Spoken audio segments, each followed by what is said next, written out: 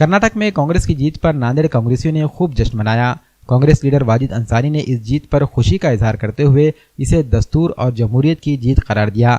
इन्होंने मीडिया से बात करते हुए कहा कि कांग्रेस लीडर राहुल गांधी की भारत जोड़ो यात्रा ने अवाम में बड़े पैमाने पर बेदारी पैदा की है, जिसका असर कर्नाटक में देखने को मिला। इन्होंने इसी तरह की जीत को मुल्क भर में दोहराने का अज़्म जाहिर किया। इन्होंने अशोक चौहान समेत पार्टी कायदीन को भी इस जीत के लिए मुबारकबाद पेश की।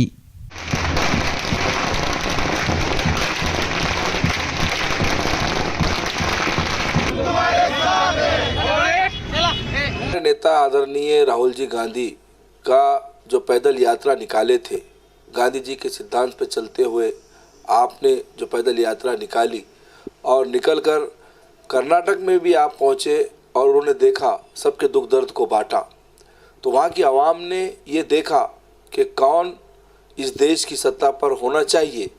और कर्नाटक की पूरी सत्ता ने, कर्नाटक के पूरी आवाम ने एक तरफा फैसला लिया और उसके अंदर में भारी बहुमत से कांग्रेस को जिताया, जिसके अंदर में 224 सीटों पर चुनाव हुए, 137 एक तरफा सत्ता कांग्रेस की आई।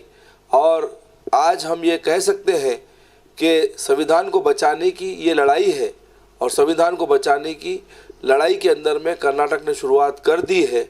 आने वाले वक्त में महाराष्ट्र में भी ऐसे ही लोग फैसला लेंगे, ऐसा हम मतदाताओं से उम्मीद रखते हैं, क्योंकि जो पक्ष सबको लेकर चलता है उसी को सत्ता में रहना चाहिए।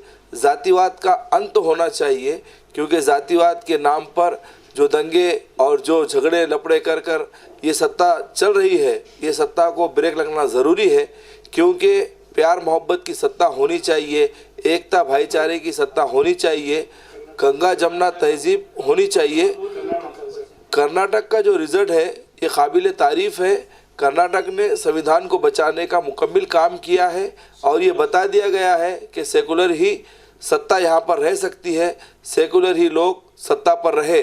और कर्नाटक के सभी मतदाताओं से मैं दिल की गहराइयों से उनका खैर मकदम करता हूँ। और आदरणीय अशोक चौहान साहब ने हमारे जैसे कि वहाँ पर जो मेहनत की है, पूरे नेतागण ने जो मेहनत की है, मैं सभी का शुक्रिया अदा करना चाहता हूँ।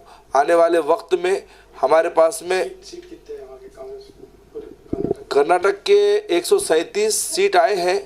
मैं सभी चुनकर आने वाले सभी विधायकों को दिल की गहराइयों से मुबारकबाद देना चाहता हूं। और जो दूसरे सीट आए हैं, क्योंकि इतना ज़बरदस्त झटका भाजपा को लगा है कि 65 सीटों पर जाकर वो रुके और उनके साथ में जेडीएस जो है 19 पर रुकी और अदर्स 3 सीटें आई। मैं जेडीएस और अदर्स से भी ये कहना चाहता हूँ कि आप भी कांग्रेस के साथ आ जाइए, क्योंकि जो पक्ष सत्ता में होता है उसी जगह पे विकास होता है। इसके लिए हमारी अपनी उनको भी मुबारकबाद है कि आप जीत कर आए हैं, लेकिन आप सत्ताधारी पक्ष के साथ रहे, कांग्रेस के साथ रहे। और आदरणीय अशोक चौहान साहब ने जो विकास की हमारी गति बताई है, आने वाले वक्त में जो मैनिफेस्टो कांग्रेस का है वो जल्द से जल्द पूरा किया जाएगा। और ऐसे ही मतदाताओं से गुजारिश है कि हर बार हमारे कांग्रेस का साथ दें, विकास का साथ दें, महाराष्ट्र के अंदर में महाआघाड़ी का साथ दें,